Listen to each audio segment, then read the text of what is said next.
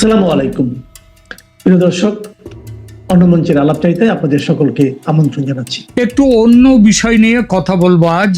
বিষয়টা হলো ফ্যাসিস্ট শেখ হাসিনা বনাম গণতন্ত্রী মুক্ত চিন্তা রতন্দ্র প্রহরী শান্তির নোবেল জয়ী মোহাম্মদ ইউনূসের এই শাসনকালের একটি তুলনামূলক আলোচনা।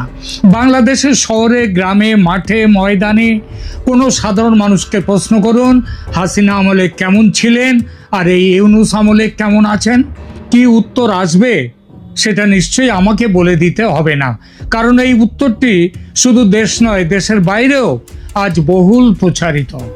সাধারণ মানুষ তাদের নিত্যদিনের অভিজ্ঞতা থেকে যা বোঝেন তাই বলেন, তারা অত তথ্য পরিসংখ্যান বিচার করে কথা বলেন না। কিন্তু তাই বলে তথ্যের প্রয়োজন নেই তা তো নয়।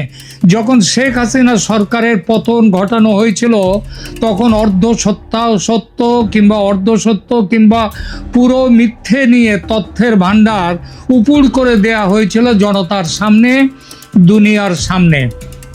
দেখানো হয়েছিল কি ভয়ঙ্কর শাসন কায়েম করেছেন শেখ হাসিনা তার 15 বছরের শাসনে। আর সেই তথ্যের ভাণ্ডারকে সামনে রেখে মার্কিন সাম্রাজ্যবাদ এবং তার অনুচররা, যাদের মধ্যে আছে স্বয়ং ইউএনও বা জাতিসংঘ, তারা নেমে পড়েছিল গণতন্ত্র উদ্ধারের মহান কাজে।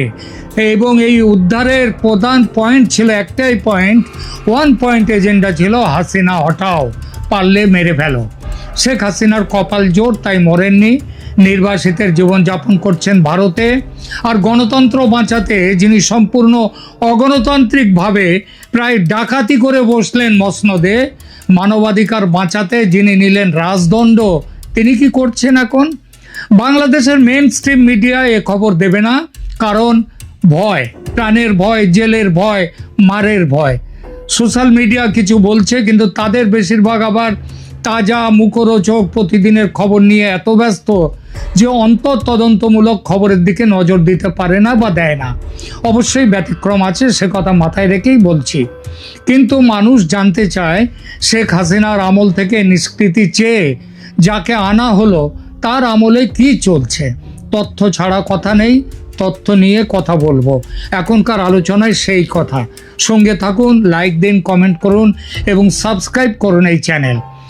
দুই শাসনকালের তুলনামূলক বিশ্লেষণ দেখতে তাহলে দেখছি শেখ হাসিনা বনাম মোহাম্মদ ইউনূস। প্রশ্নটি অত্যন্ত জরুরি এবং তথ্যভিত্তিক উত্তর দাবি করে। দুটি শাসন আমলের নিরপেক্ষ তুলনামূলক বিশ্লেষণ তাই দিচ্ছি।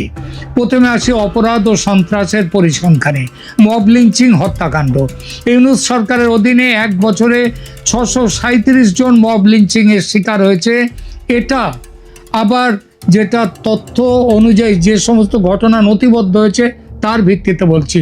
সময়টা কতদিন? 637 জন মব লিঞ্চিং হয়েছে আগস্ট 2024 থেকে জুলাই 2025 এই সময়ের মধ্যে, যার মধ্যে 41 জন কমপক্ষে, মানে বিপ্লবের পরের কথা, তার আগের কথাও ছেড়ে দিচ্ছি, এর মধ্যে আছে এই আমলে 41 জন পুলিশ সদস্য। অপরদিকে হাসিনা সরকারের শেষ বছরে 2023 সালে এবং 24-এর জুলাইয়ের আগে পর্যন্ত মব লিঞ্চিংয়ে মৃত্যু ছিল 51 জন। এটা তাহলে কত % বৃদ্ধি হলো?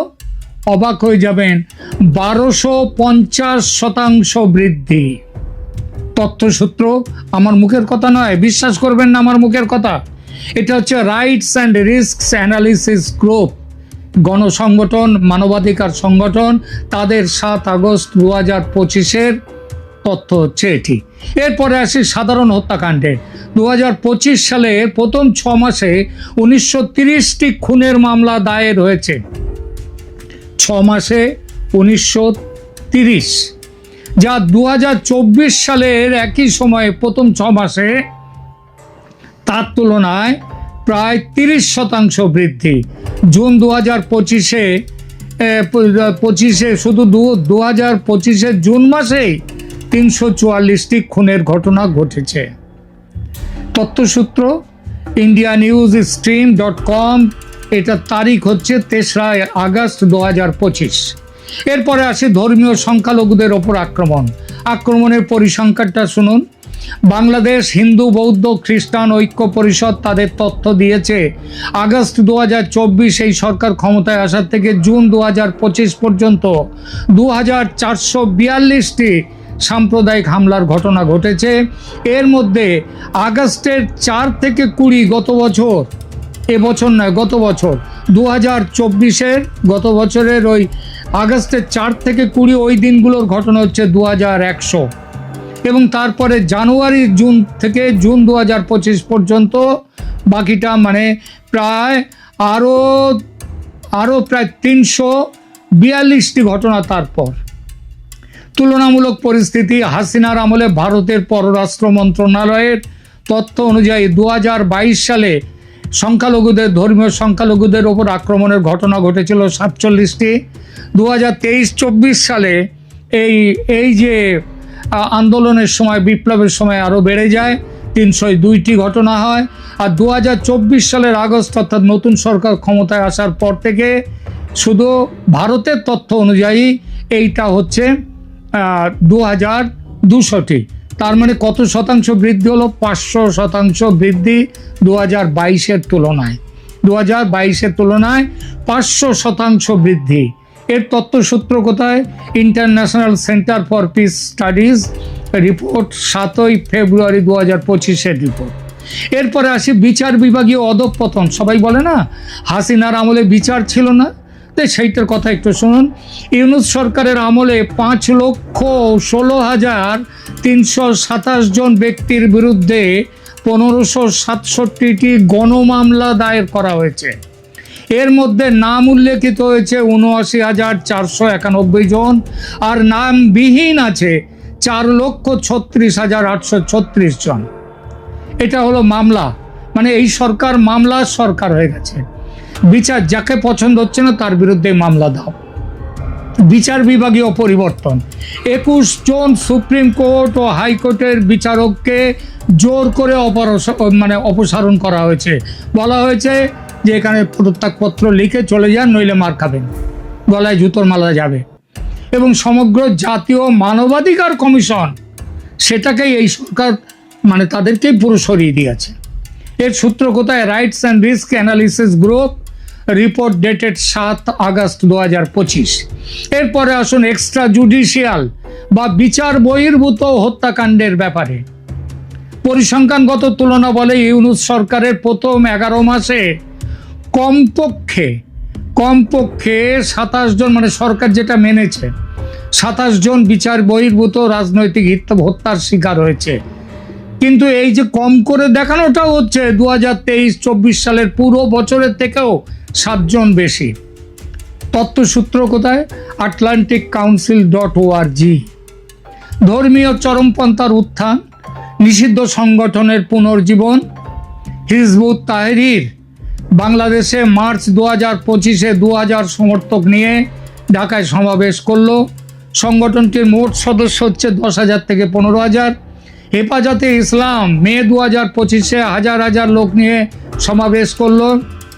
এছাড়া জঙ্গি মুক্তির ব্যাপারে আসুন, আর জামাত ওদের কথা তো আছেই। কারাগার থেকে পালিয়ে যাওয়া 2200 বন্দির মধ্যে কমপক্ষে 2200-র মধ্যে কমপক্ষে 700 জন জঙ্গি রয়েছে। পুলিশ স্টেশন আক্রমণে 5,800টি অস্ত্র ও 3 লক্ষ রাউন্ড গোলাবারুদ লুট হয়েছে। এর থেকে বেশি লুট হয়, কিন্তু এই পরিমাণ এখনো উদ্ধার করা যায়নি। আজীবন দণ্ডপ্রাপ্ত জঙ্গিদের, এমনকি মৃত্যুদণ্ডপ্রাপ্ত জঙ্গিরাও ছাড়া পেয়েছে ইউনূসের আমলে। গণমাধ্যমের স্বাধীনতা, ইউনূস আমলে 878 জন সাংবাদিক লক্ষ্যবস্তু হয়েছে এবং 51টি মামলা দায়ের হয়েছে সাইবার নিরাপত্তা আইনের অধীনে। হাসিনা আমলের 15 বছরের মোট সংখ্যা ছিল যা, তার থেকে এই সংখ্যা অন্তত 200% বেশি। আন্তর্জাতিক মানবাধিকার সংস্থাগুলোর কি মত একটু শোনাই। হিউম্যান রাইটস ওয়াচ তারা বলেছে, হাজার হাজার মানুষ যারা 1 বছর আগে হাসিনার নিপীড়নমূলক শাসনের বিরোধিতা করে অধিকার সম্মানকারী গণতন্ত্র গড়ার আশা নিয়ে প্রাণঘাতী সহিংসতার মুখোমুখি হয়েছিল, তারাও এখন এই নিপীড়নের মুখে তারা নিজেরা পড়ছে, যেটা তারা কিন্তু হাসিনার আমলে তারা এই কথা উল্লেখ করেছিল, কিন্তু নিজেরা নিপীড়নের মুখোমুখি হয়নি। এই আমলে তারা উল্লেখ করতেই পারে না এবং তারা নিজেরাই আজকে সহিংসতার মুখোমুখি। এরপরে আসি জাতিসংঘের উদ্বেগ নিয়ে কথা। জাতিসংঘ ও আন্তর্জাতিক মানবাধিকার সংস্থাগুলো স্বেচ্ছাচারী গ্রেপ্তার, নির্যাতন এবং গণনজরদারির জন্য বাংলাদেশকে পুনরায় দোষী সাব্যস্ত করেছে। অপরাধী ও খুনিদের ইন্ডেমনিটি এরকম ব্যবস্থা হাসিনা করেননি যেটা এরা করেছে। খুনের মতো অপরাধের বিচার হবে না, এমন ভয়ঙ্কর ব্যবস্থা কোনো দেশের কোনো স্বৈরাচারী শাসনে দেখা যায় না, যেটা ইউনূস সরকার করেছে।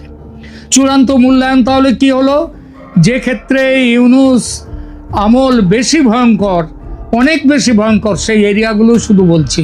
মব লিঞ্চিং 1250% বৃদ্ধি, ধর্মীয় চরমপন্থার উত্থান, নিষিদ্ধ জঙ্গি সংগঠনগুলো প্রকাশ্যে কার্যক্রম করছে, গণগ্রেপ্তার, 5 লাখেরও বেশি মানুষের বিরুদ্ধে মামলা, সাম্প্রদায়িক সহিষ্ণুতা, বছরে 2000 প্রায় 2500 ঘটনা ঘটেছে, বিচার ব্যবস্থা সম্পূর্ণ ধ্বংস, 21 জন বিচারক অপসারিত, মানবাধিকার কমিশন ভেঙে দেয়া, চাঁদাবাজিতে যুক্ত স্বয়ং উপদেষ্টা ও সরকার সমর্থনকারী রাজনৈতিক দলগুলো, সাংবাদিক বিভু রঞ্জনের মতো গুমের ঘটনা, গুম করে খুনের ঘটনা আওয়ামী লীগের 15 বছরেও দেখা যায়নি।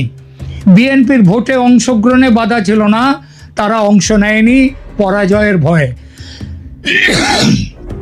কিন্তু ইউনূসের আমলে আওয়ামী লীগকে বহিষ্কার করা হচ্ছে ভোটে তারা জিতবে বলে। আওয়ামী লীগকে ভোটে জিতে দেওয়া হবে না বলে তাদের বহিষ্কার করা হচ্ছে। এইভাবে কিন্তু বিএনপিকে বিএনপিকে বাদ দিয়ে রাখা হয়নি, বিএনপি নিজেই দাঁড়ায়নি।